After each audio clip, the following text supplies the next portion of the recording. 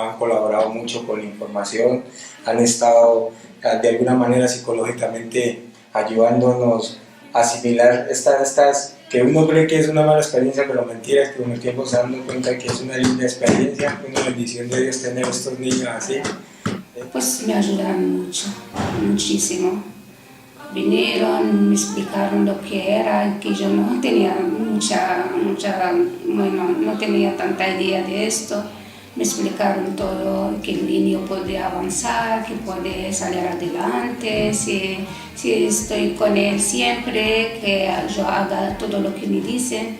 Pues como el niño tenía unos problemas de salud, cuando ha salido del hospital ya directamente un día ha venido aquí a la asociación también, y desde entonces cada año venía a la asociación y entonces he llegado hasta aquí y pues sí, ellas están muy contentas, van muy contentas y bueno, pues yo también estoy contenta de verlas a ellas.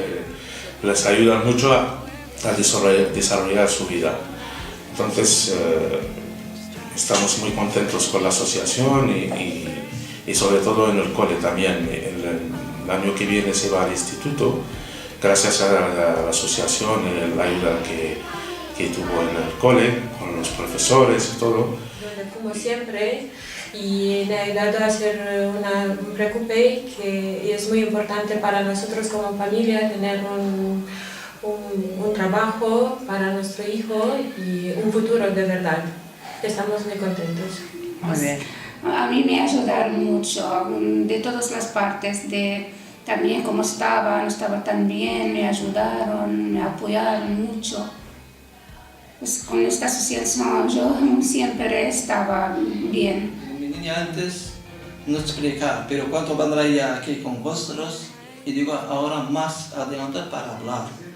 Ahora antes no explican nada, pero ahora explican muchas cosas. Por ejemplo, para comida, para cambiar, para su música. Ahora nosotros antes cuando habló conmigo, con mi mujer, casi como estamos ella que dice, pero ahora aquí sí. Muy bien. Sobre todo aquí la gente piensa mucho en ellos, los que trabajan en esto y están al tanto para que los niños no les falte de nada. Quiero dar las gracias a la asociación por todo el apoyo que nos han brindado, por siempre estar ahí cuando los hemos necesitado y cuando no los hemos necesitado también siempre están ahí apoyándonos, ayudándonos, y les doy mil gracias por esta labor tan bonita que hacen y que siga así para siempre.